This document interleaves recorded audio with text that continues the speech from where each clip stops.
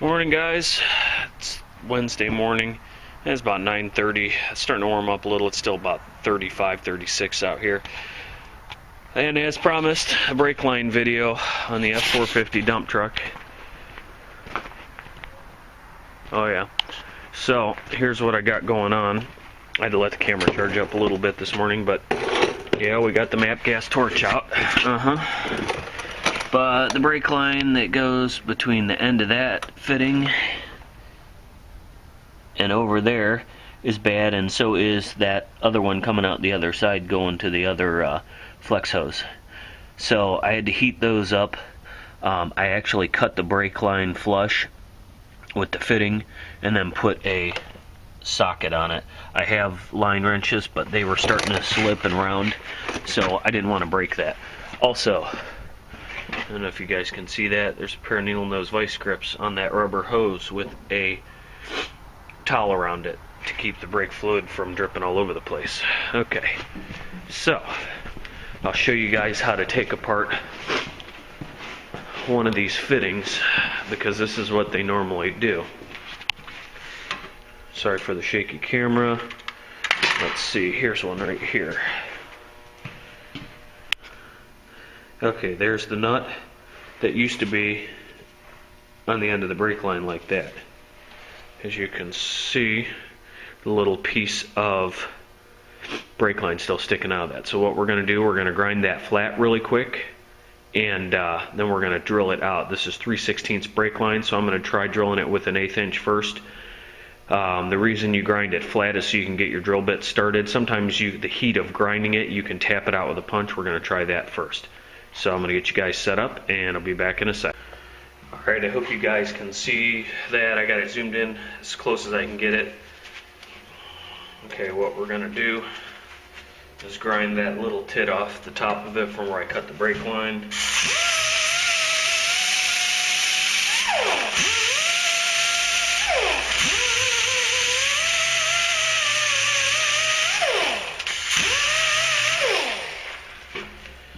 And then I'm going to get a punch and hammer and see if that'll move. Probably will not move.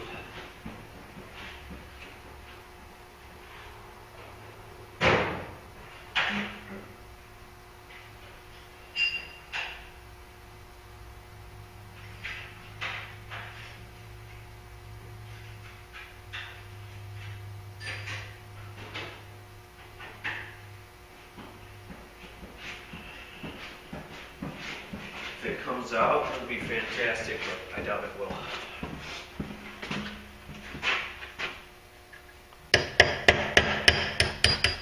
Yeah, that just went right down through the middle, which is okay. Okay, I think we're gonna drill that out. It's just easier. It generates just enough heat usually to get it to come out.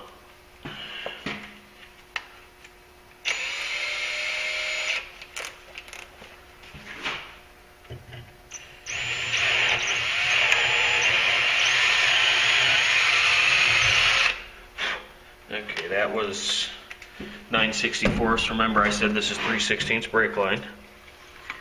We're going to step it up to 5/32, which is the next bigger size under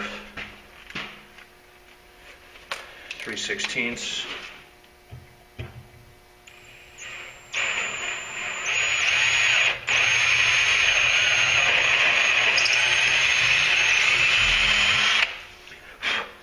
And that didn't break it loose either, so we're going to have to go ahead and hit it with the 3/16, but we tried. Sometimes it generates enough heat to take care of it. It didn't work this time.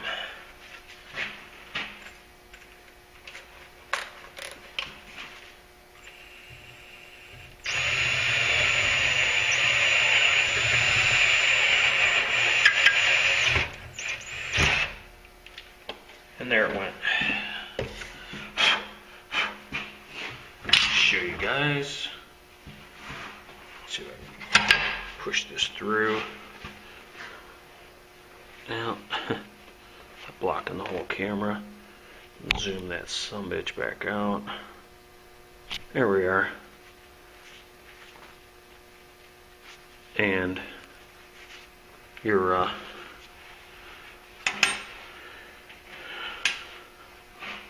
now you can see that's a little flared piece that was still inside. So I got to do one more of those.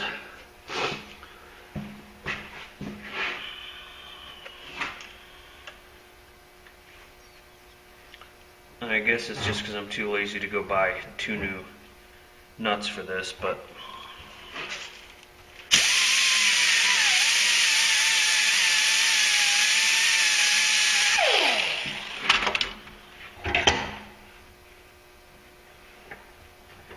and I may have corrected the problem of my my bound up caliper. We'll see how long it lasts on the pickup after squeezing it in last night.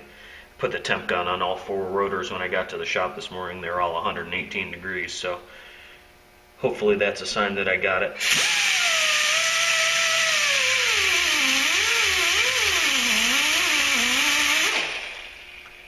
Alright. We're going to go straight for the 3/16 this time, since we know the smaller ones didn't work.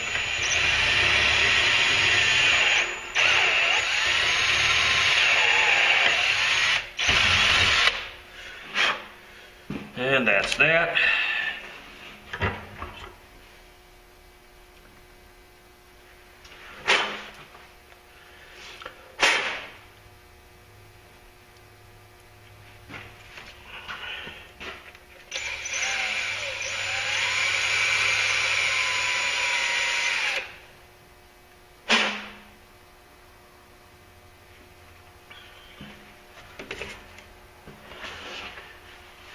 Alright, I'm going to cut you guys loose for a minute. I'm going to get set up with the brake lines and I'll be right back. Okay guys, next of all, you can see on the threads there, maybe. Move the camera, get under the light. We need to clean those threads up, so I'm going to clean those up with the wire wheel.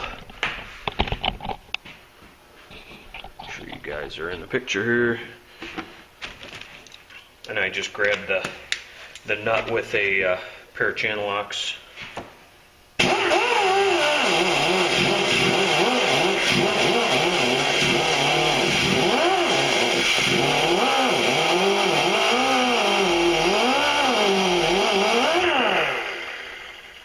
Oh, those are some crusty son of a bitches, I can tell you that.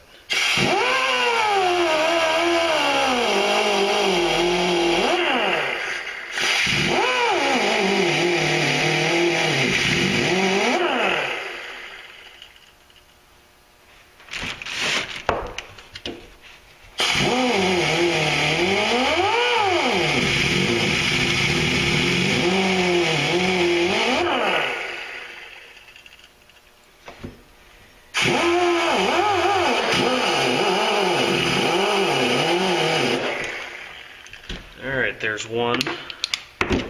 I'll do the other one the same way. It's as clean as it's going to get. I should replace them, but I'm not going to. Should be enough clean thread on there to seat those down again for me.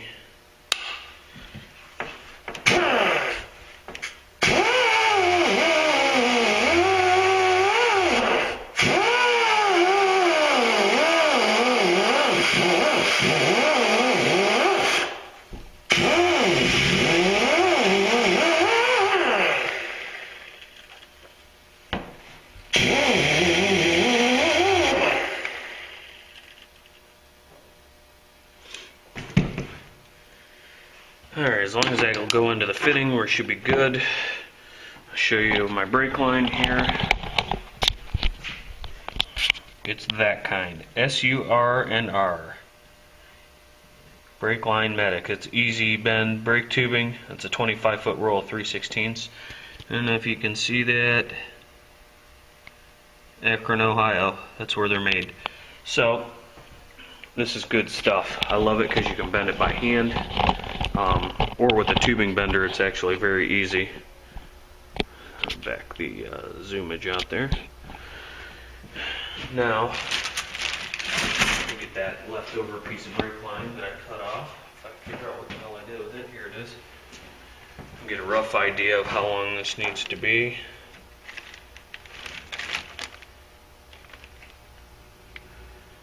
I need to add the size of the nut to it, because I did cut it off flush with the nut almost.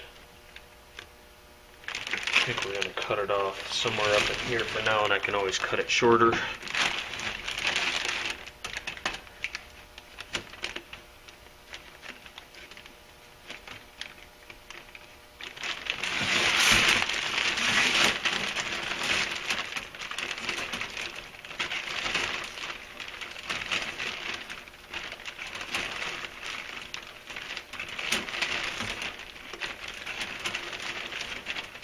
About every second revolution, tighten up your tubing bender just a touch.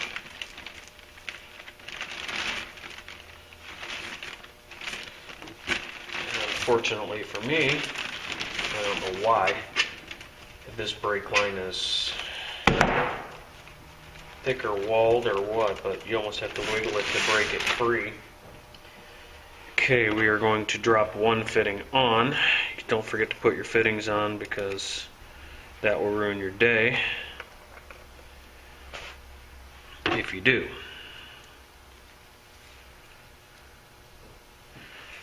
We're going to get a rough idea for how long we need to be here. Start bending this. I'm going to get the tubing bender, even though that doesn't require much bending. The other one's much more complicated.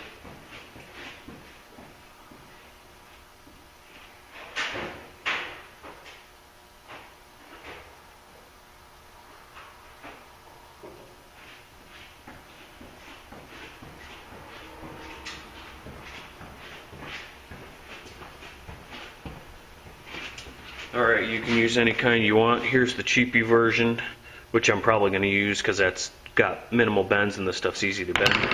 Here's the expensive version. It's got different degrees marked on there. Basically, you slide your tubing across the top, you lock that down on it, and you pull this until you get to the degree that you need to be at. That happens to be at the 45. But you get the idea. This thing takes some fiddling with. It's hard to explain.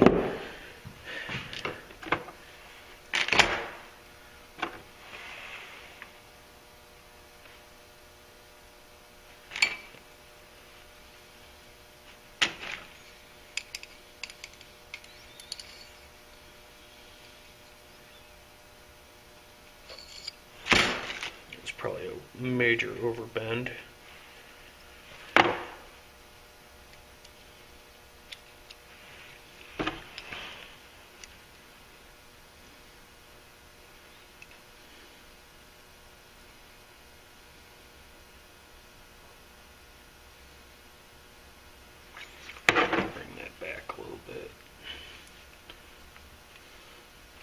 Sometimes these short ones are easier to just do by hand. Probably way too damn close to the camera.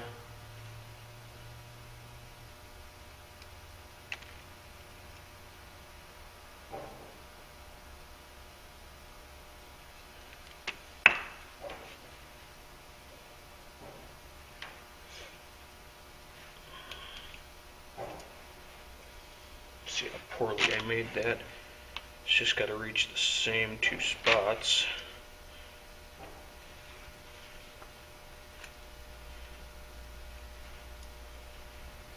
I don't even know why the hell there's truly a bend in it. Okay, we need that. We need that. I think we're going to cut it just a touch long, which is not going to hurt anything.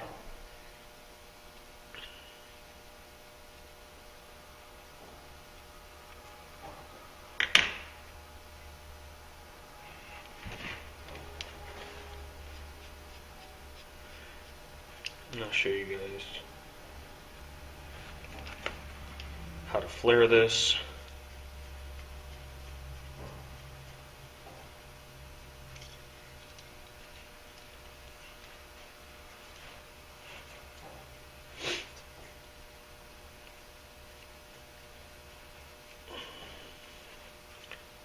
I think my cutter wheel might be worn down on this. This has cut a lot of copper pipe.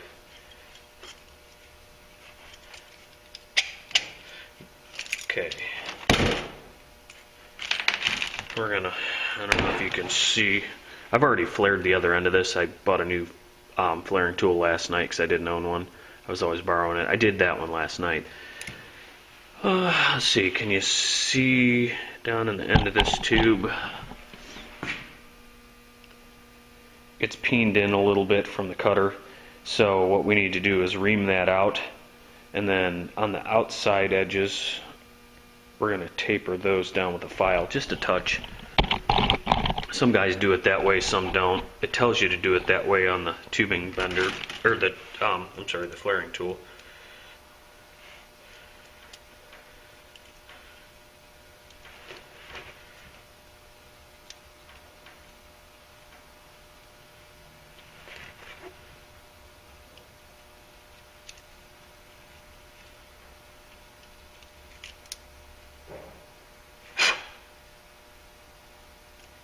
Ream that a little bit more.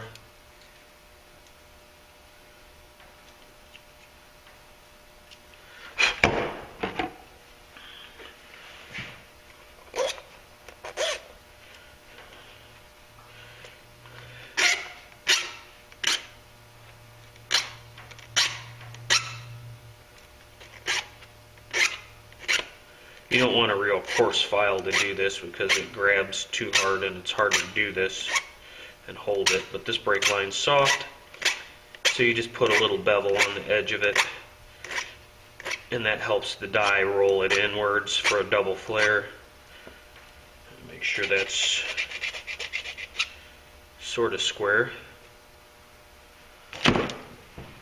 See if you can see what that looks like in the light here. We got that little bevel on the edge. It's clean inside. I'm going to double check the diameter on this. Or the length, I mean. I know I'm too long, but by how much I'm not sure.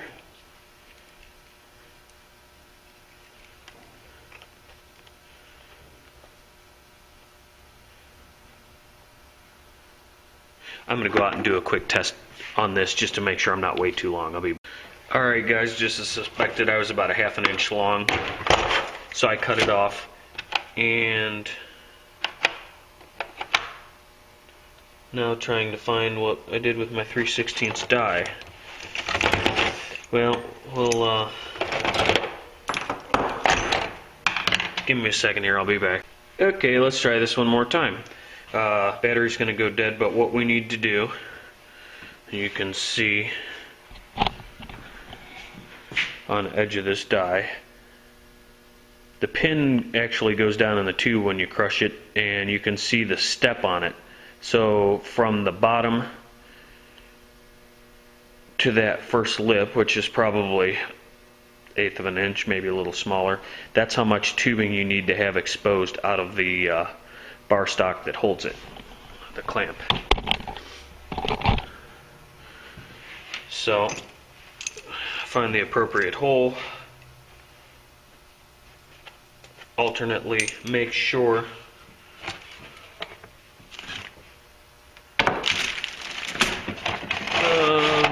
alright, no, I don't have the other nut for the 1 second.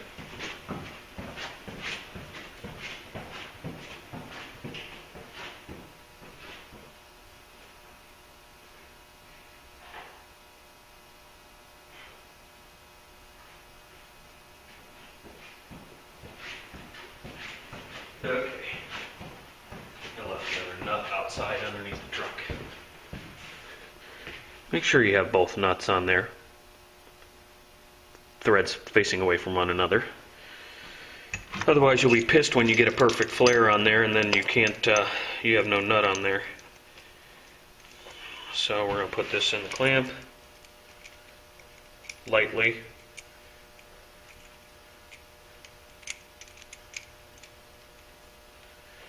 Gauge our stick out on that.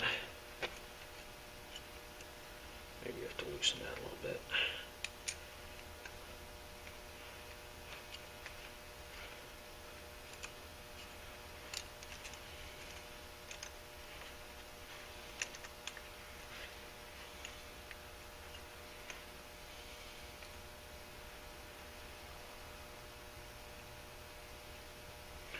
Looks good to me.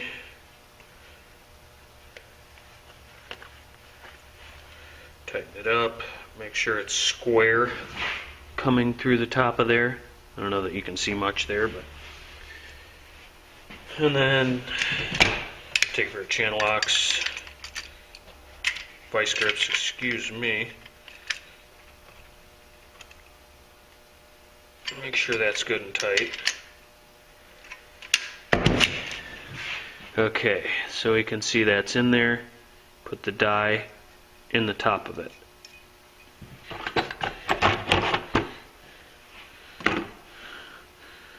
Got to loosen our flaring tool up, the press. Slide that over top, like so. It's kind of hard to do one-handed and all that, but that's the way these are designed. Start to tighten it down. Okay. Now you tighten this till that die comes in contact with the top of the clamp bar.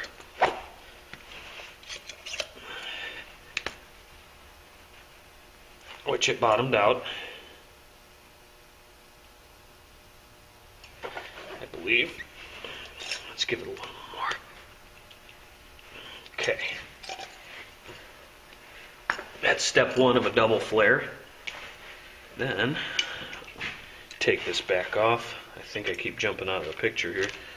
So this is what you have so far. It starts to roll that tube in and it fills up the chamfer that's inside there. Now we're going to put the tool back on and run the cone down in it, and that rolls the flare and inverts it, rolls that lip in to make that a double flare. That's a strong connection. Get in the picture.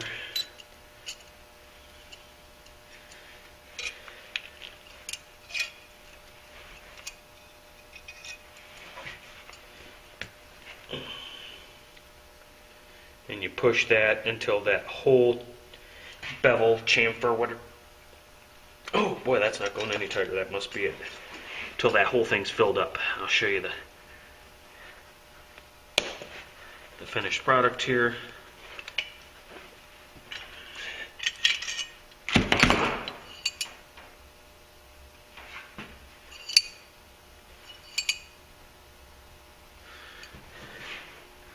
And there you go. So I'm going to shut this down and put it back on the charger. I don't know why it's dead. It said it was fully charged. So I'm going to charge this and I'll bring you back when I do the next one. Alright guys, sorry about that. I'm the king of finishing projects while the camera's charging, but I'll tell you what I did to finish up. I made a second brake line identical in the same fashion that I made the first one. Showed you how to make the flares, bend it up, and I got it back together. Still got tools under the truck. There's one shiny new brake line. You can see the one to the right going to the other side. And I'm solo today, as most days, and I'll explain to you how you can bleed your brakes 95% by yourself. First things first, go to the side that doesn't have the shield over it to show you the bleeder screw. There's your bleeder screw. Now these were froze tight in there. And what I did was I took an acetylene torch. You can do it with a MAP gas or a propane, but it takes longer and your heat gets spread a little too unevenly. With the acetylene torch, you can focus your heat, and you want to heat right behind my fingers, kind of not pointing real well, but behind the nut toward the caliper, and warm that whole area up. Make that bleeder screw cherry hot, and then take a rag with ice cold water on it and quench it, and that will cause it to shrink. Another thing you can do is take a brass slug and tap on that screw with the hammer using the brass as your striking surface so that you don't screw up the bleeder screw, and tap all around it. then you can get your bleeder screws out if they're froze up. Second of all, when you get done with that, get your bleeder screws loose. That is the furthest wheel. Passenger rear wheel is the furthest wheel away from the master cylinder. That's the one you want to do first. So I opened that bleeder screw and started eating my lunch, and came back, and when the bleeder screw had fluid coming out of it, I attached this apparatus. This is nothing more than a Gatorade bottle with a hole cut in the top of it, and I have a vacuum pump for bleeding brakes, which works so-so. It has these little fittings on it. That fitting will fit over your bleeder screw. This is what you do. Take you guys over here and I'll hook it up and explain to you how this works so you can do it by yourself.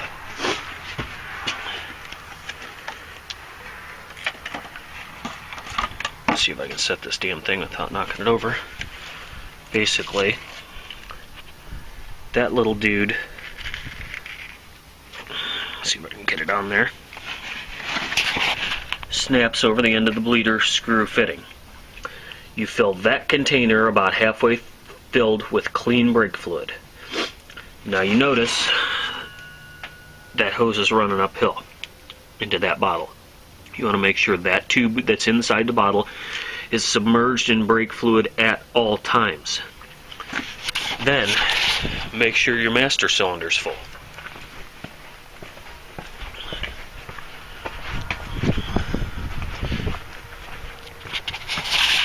Of course, mine it's at the max line because I'm done. But you want to make sure that's full all the time. If you ever run that out of fluid, then you'll be bleeding both the front and the rear brakes. And since I was only into the rear brakes and the master cylinder did never run out of fluid, we're safe. Then you open that bleeder screw. All the other bleeder screws are closed on the rear. You open that bleeder screw and you go get in the truck. Now mind you, that hose that's in the bucket, Gatorade bottle, whatever you want to call it, they actually make a tool for this, but you can make your own. You don't even need that adapter for the end if you have the right size tubing that'll fit over the nipple on the brake bleeder. You don't need to start the truck. And you begin to slowly depress. This is a 5-speed truck, so you get to depress your brake pedal slowly and let it up. Do this until clean brake fluid comes through there with no bubbles in that tube. Now I have mine set up, it's hard to see, and actually what I did is I used the camera and I set it up and I pumped the pedal about 10 times, 15 times till clean fluid came through it, and then I watched the video to see if I had any bubbles, because I can't see, my hose isn't long enough to get it up where I can see out the back window. But basically what I was doing is peeking out through there, and then when I finish that one up, you close that screw off and you move to that wheel. This one I could see, so I pumped that one probably 7 or 8 times till clean fluid came through, because it's the shorter distance. There was already clean fluid through the master cylinder and all the way to the back. Once you see no more bubbles and you've got clean fluid, the clean fluid isn't the most important part, but most manufacturers recommend you do change your brake fluid. And as you can see from the color of this container, I've already dumped it into my waste oil drum. That fluid was nasty looking. Okay, so that being said, it was a good thing to flush that out. Now I should go ahead and flush the front ones out just to do it, but I'm afraid those bleeders are frozen tight too, and I may do that later. But my next venture is to work on these guys. Emergency brake cable right there, and you have this lever down there. I need to get those out of the holders right there and spray penetrating lube. There's a rubber boot that you can't really see that goes around this arm, and there's a pivot point inside there. I'm going to lube that, and basically with the cables disconnected, you can tap that lever back and forth and back and forth and back and forth until it's freed up real good and lubed real good. Do both sides, and then I'm going to check to make sure my cables aren't frozen up. I've got real short pedal travel, but I had adjusted the brakes, emergency brake slack adjusters, self adjusters, whatever you want to call them, tighter at one point when I had another cable that was frozen and didn't realize it. So I'm going to check those, and I'm going to take this truck for a test ride first to make sure everything's good. I've got a nice firm pedal. So I disconnect this because we're done with that.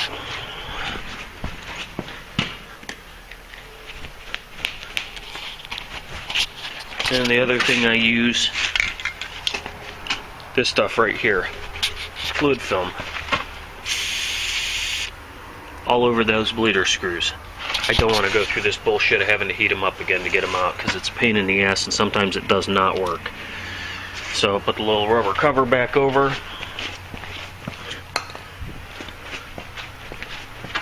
I've got all the tools picked up except for those which are in the middle of the truck. They're not going to get run over.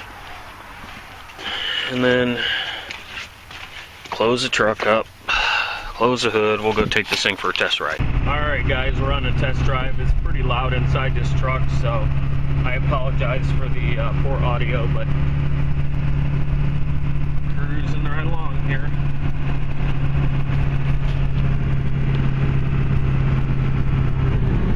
Pumped the brakes a few times in the parking lot to see how they're working.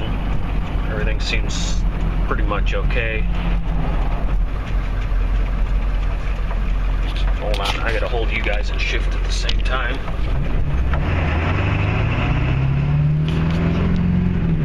We'll do a hard stop when we get to the next stop sign, or quite a bit before it actually, just to make sure everything's good.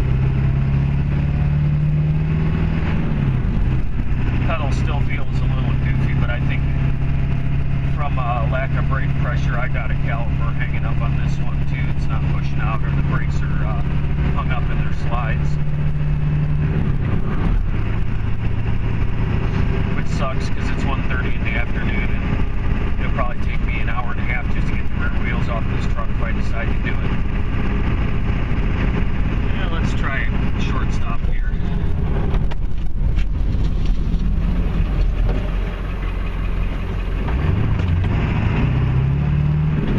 Not too bad. So, alright guys, well, this one's getting kind of long. We'll call this brakes, how to make some brake lines and